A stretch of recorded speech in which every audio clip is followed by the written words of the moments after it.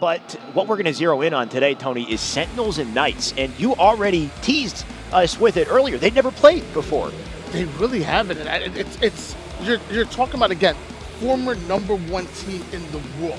You're talking about the current #1 team in Latin America. The Knights play at a very fast pace. They love to some game types like Stronghold, some maps like Streets, and we're gonna see if Sentinels maybe can keep up with that pace, because we know when they get into their setups, they're deadly, but maybe Knights can throw them off their timing a little bit. We'll have control of the Rockets, but a nade coming out of nowhere. Snakebite ends up finding the back onto one. Luckily, Drift taking down World 2, and Tapping Buns getting a big kill onto Frosty. A little longer, unfortunately, does not turn any kills for it. The damage in will let Atso get one. We've got Atso with a second here as well, so big double from him. The Rockets still sit in center there. He could force, unless he gets flanked. A beautiful little play to Knights as they slip out from behind him to take control of Overshield. Tapping with a clutch kill on the Royal 2. Might give him access. You can see he's got someone there.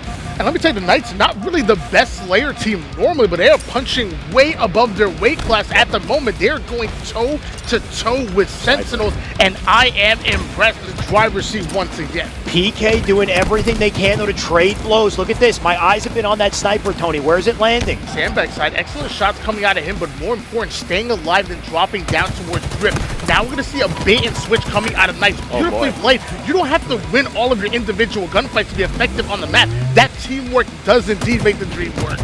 Bullet going to come in to pick up the heat wave. Looks like he will get out with his life and into a back smack. Nice little communication and timing. And the scoreboard, the Tapping does get a pivotal kill. Now we're seeing Tapping going in for the challenge outside the ground. Ends up getting the kill, and that's going to be it. Your Knights taking game #2 and tying up the series. The dream upset. Immediately goes for the car side control, puts the dynamo grenades to work, but ends up going to this. I mean, if he didn't get those 2 clutch kills, he wouldn't even have gotten out of utility, right? So unreal out of Lethal to put that together, clutch up, and then run the flag. Keep up. They need to find a way to slow this down.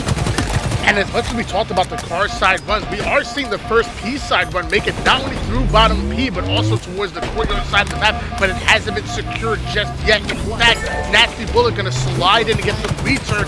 Knights do have numbers, and they're already pushed up, but Sentinels are coming right off the spawn and recovering to perfection. Pressure still coming in here through utility out of Knights, and you love to see it. They're going to drop a couple out of Sentinels. This might give him access to flag. Frosty, though, he's here to ruin their day. Perfect shots, and he doesn't get the kill, though.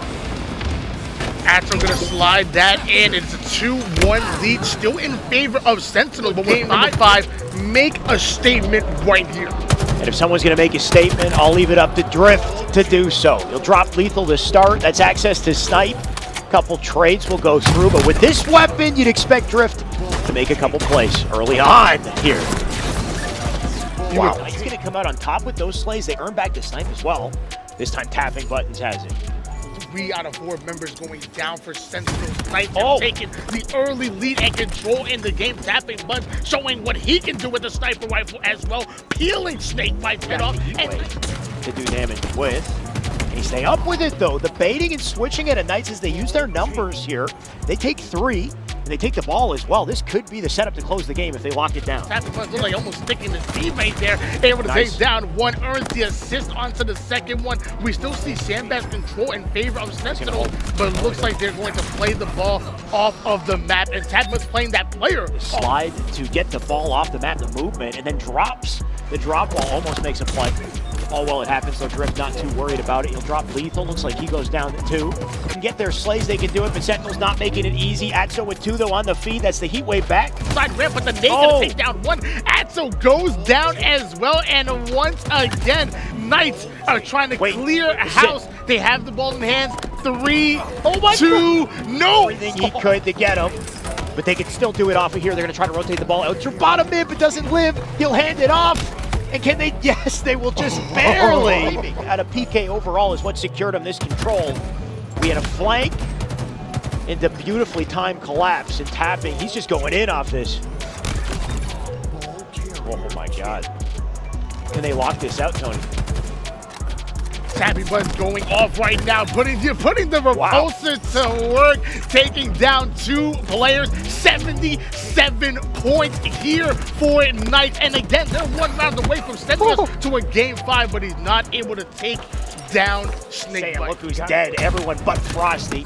Massive play to take one. Spins and takes a double. Only taking this round, but taking the game, ladies and gentlemen. We are going to a game number 5 with Lethal.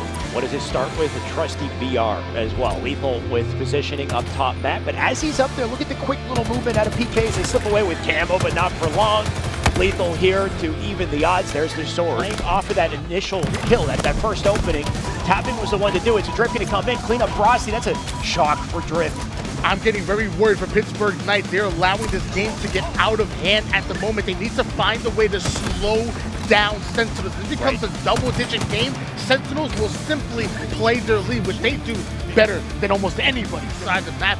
But off the screen, Frosty coming in, laying down the law with the double kill. Nasty Bullet tries to answer with the sword, not able to do so. The nade will take down one, but we still have a double-digit lead in favor of Sentinels, and we are approaching the fourth quarter.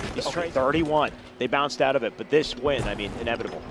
I don't know about barbecue steak, but you know what? The way they're cooking, this might be burnt ends. Yeah, and it might be some burnt ends that we are seeing here. 49 kill being reached here by Sentinels. They are simply 1 kill away. There it is. Sentinels finally able to put down Knights.